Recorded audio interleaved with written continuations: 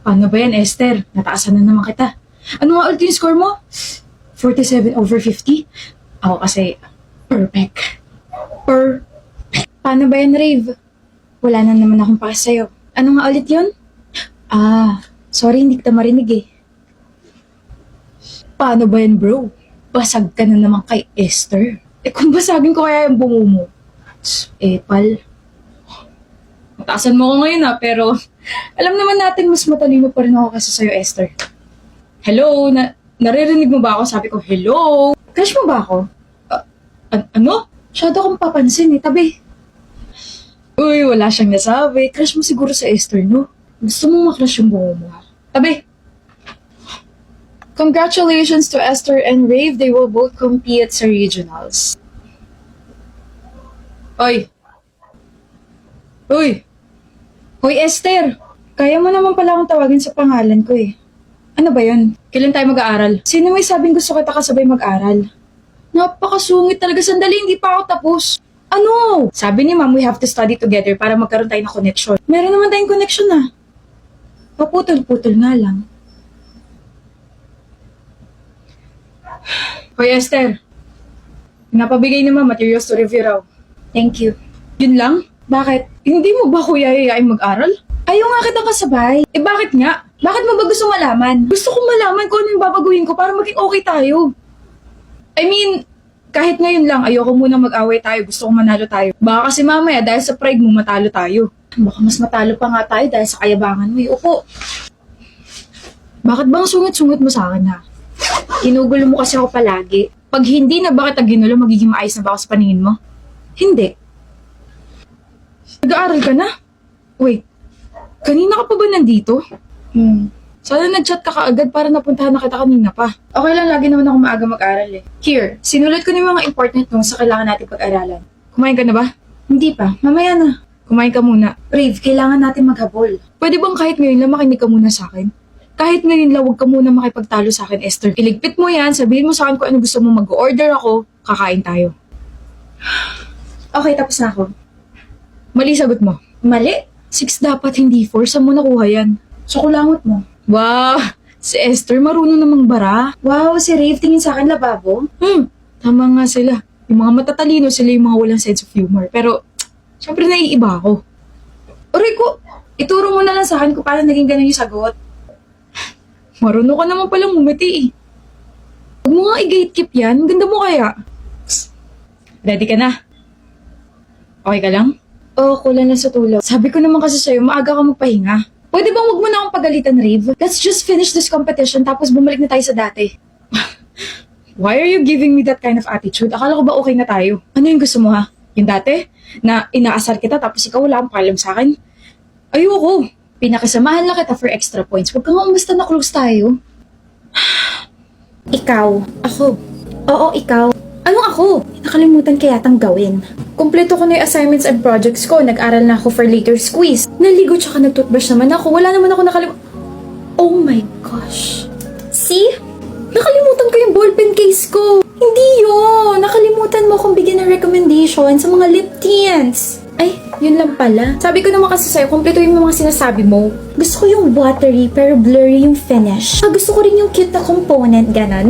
Napakadali. Focalure na yung tinutukoy mo. Focalure? Oh, ito. The Focalure Pro Ink Watery Lip Tints. NU02, PK02, NU01, and BB02. Oh, ibibigay mo sa akin. Thank you. Uy, anong thank you? Girl, bumili ka ng iyo. La, Elsie ako no. Elsie? Looking cute? Parang hindi naman. Laway conscious, hygiene. Bumili ka ng pansarili mo. Edi, okay. Ang funny niya talaga. Mamamatay siya sa huli. What? Yung pinapanood mo, di ba sa Disney Plus yan? Panood ko na yan. Mamamatay yung bidang yan sa huli. Kilala ba kita? Umalis ka nga. Di mo ako kilala, pero ikaw, matagal na kitang kilala. I'm Grayson. Crush kita, Casely. Wait, crush. What? Free time niyo, di ba? Tara na tayo ng Call It Love. Ay, ako sisirain mo na naman mood ko. Bago to, hindi ko pa to napapanood. Gusto ko kasi kasabay ka. Sabay tayong kiligin sa K-drama to. You're into K-dramas na? Mahilig ka rin, di ba? Eh, di manonood na rin ako. Also, I've done some research. If you wanna laugh, love, and cry with me, let's watch moving. You know, para mag-move na rin yung relasyon nating dalawa. Hi, college memories were so fun and cute. Tsaka alam mo ba, pinangarap ko maging isang actress sa Korea dahil sa kakanood ng K-drama. Until now, like feeling ko ang galing-galing ko na mag-Korean. Feeling ko kaya ko na maging partner si Lee Jong-suk. 여보, 사랑해. 사랑해, 여보. 알았어. 괜찮아. Hanggang ngayon yung pa rin yung gusto mo. Mula? If hindi pa pala rin, magiging girlfriend na lang ako ng isang sikat na aktor. 나도 사랑해. 어머, marunong ako mag-basic Korean. Dito ka na sa akin. Tsaka hindi mo na kailangan maging girlfriend ng isang sikat na aktor dahil nag-e-exist na ako na palaging nanonood ng Korean drama sa Disney Plus. Kasama ka. We can even watch your favorite show multiple times. Ano ulit yun? Yung Snowdrop? Yung lawyer siya tapos nakulong siya kasi napagkamalan siyang Big Mouth. Napagkamalan siyang Big Mouth at saka Big Mouth ay yung title na nakwento mo, hindi Snowdrop. And yung favorite show ko is yung Moving kasi doon tayo nagka-developan. Nabago na? Che? At least hindi mo nililimit yung sarili mo, diba? You really want to step out of your comfort zone. Ano ka ba, B? You can also be whoever or whatever you want to be by just watching Disney Plus. Even if you want to be a doctor, office clerk, or magkaroon man ng powers. Kahit maging multo ka pa katulad sa Revenant. Walang iwanan sa pamilyang to. Grabe yung traffic talaga kanina. Para ako nagmarathon papunta dito sa bahay nyo. Traffic ba talaga? Or baka naman na-late ka lang talaga ng gising? Hoy, legit na traffic yon. Pero nawala naman yung inis ko kasi nagbasa ako sa jeep. And guess what? Kung ano yung binasa ko. Chismis? He's into her kasi by Max and Gigi. Malay ko ba? Gustong-gusto mo kaya yung mga chismis as much as you love his into her? Hindi kakaiba yung story na yun kasi sobrang dami mo mafe-feel na emotions. Like, alam mo yun, kahit ilang beses ko siyang basahin, yung kilig, sobrang fresh pa rin. Gets na gets kita. Like, naalala mo yung basketball game scene? Si Dave sobrang yabang. Feeling niya siya na yung pinaka-cool sa campus. Tapos biglang si Max Payne, she owned him. Grabe. Yung personality ni Max Payne, sobrang cool, sobrang fearless.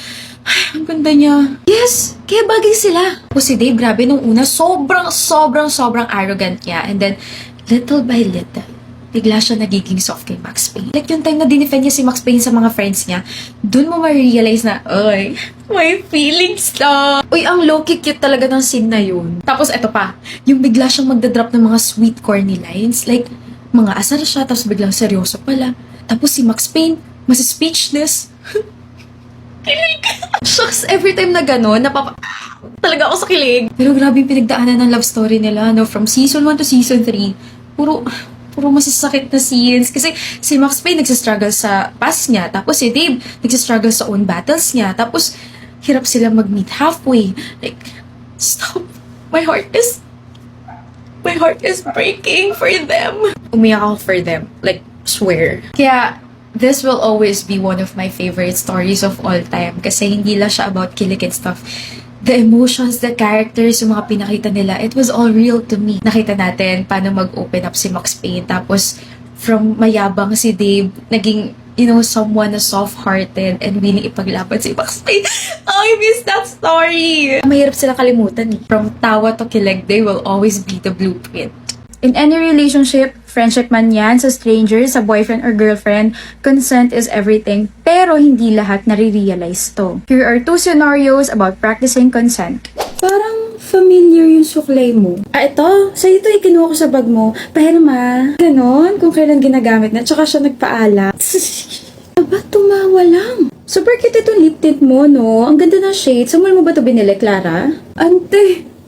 Oh my gosh. Pero ako nito tsaka kumuha na rin pala ako ng yellow pad sa bag mo kasi di ba mamaya may quiz tayo sa history. Sandali, Nea. Ako ay parang nababaliw ngayon at parang gusto kitang kutusan. Bakit? Alam kong magkaibigan tayo pero can't you just practice na magpaalam muna bago gumamit ng may gamit? Oh, papahiramin naman kita pero kasi I'm not comfortable na kuha ka lang ng kuha ng gamit sa bag ko and my makeup. Oh my gosh, laway conscious ako, be. Hindi ko kaya na may ka-share ako sa lip tint. Sorry, I got too comfortable. Hindi na mauulit. Thank you for telling me this, friend, It's okay, and sa'yo na yung lip tint na yan. Bibili nila ako ng bago, and bibili na rin kita. Thank you. B, are you free to talk? Oh, never mind. Next time na lang. Pagdating sa'yo, alam mo namang I'm always free, diba? Kung ganon, can we talk ngayon? About what?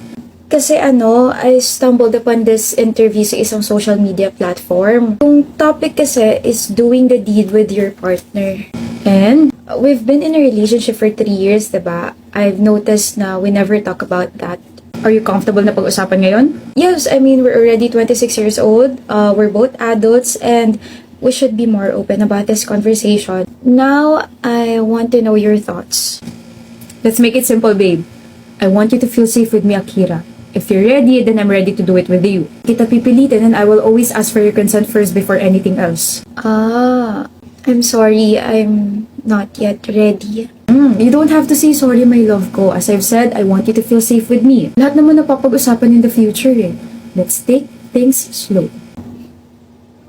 Thank you. Yung ginagawa mo rito, break na tayo, diba? And also, sabi mo, ayaw mo na ako makita, diba? May ibabalik lang ako. Itapon mo na. Iwan mo yung lip tint mo sa kondo ko. What?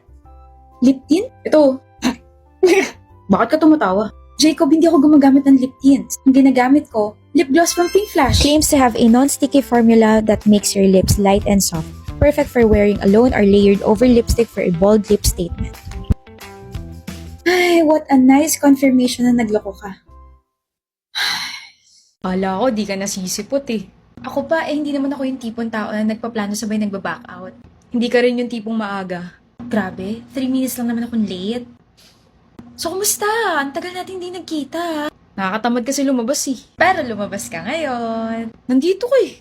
Wow, parang ang special ko naman. Special ka naman talaga. Marunong ka na magsabi ng totoo ngayon ah. Dati pa kaya ako nagsasabi ng totoo, ikaw lang to hindi naniniwala. Or baka dati hindi mo pa ako talaga pinapaniwala. Pwede rin. Alam mo, na-miss ko yung ganito, yung parang kwentuhan lang tapos walang agenda. Tapos ngayon nagkukwentuhan tayo, ngayon ko lang na-realize na parang may iba sa'yo.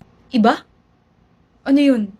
Mas pangit? Hindi, grabe ka naman sa sarili mo. Parang mas maayos. Hindi ko alam, siguro dahil sa suot mo. Grabe ka naman. Damit ko agad yung napansin mo, hindi yung mukha ko. Gwapo ka na talaga, mas gumwapo lang talaga ngayon. Mukha ba ako malinis? Sobra! Bagay sa'yo yan. Nagpalit kasi ako ng wardrobe. Bumili ako ng mga Giordano Classics.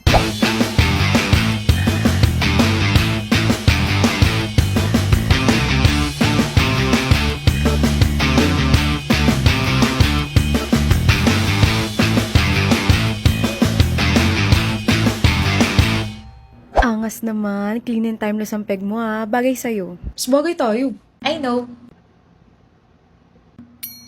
Grabe, finally, ang hirap mong ibuka, laging busy. Ikaw kaya tong laging OT queen, ako pa sinisi mo. Guilty, pero kasi kailangan natin kumayod. Dami ko pa nga kailangan gawin yan. Daming work, daming deadlines, errands pa. Halatangan puyat ka palagi eh. Hindi naman ako na-inform na iBugs pala yung topic ng catch-up natin, pero halata na ba? Nakakaloka naman kasi simula nung nagtrabaho ko, parang kada isang puyat, isang dekada na yung stress na nadadagdag sa buhay ko. Eh di gamitan mo ng Dazzle Me Serum Concealer. This is the Dazzle Me Serum Concealer, the first ever dual applicator. Doe-foot applicator for spotting, and the spatula can be used as a skin tint. Self-setting, crease lock formula, and keeps the skin smooth and fresh up to 12 hours.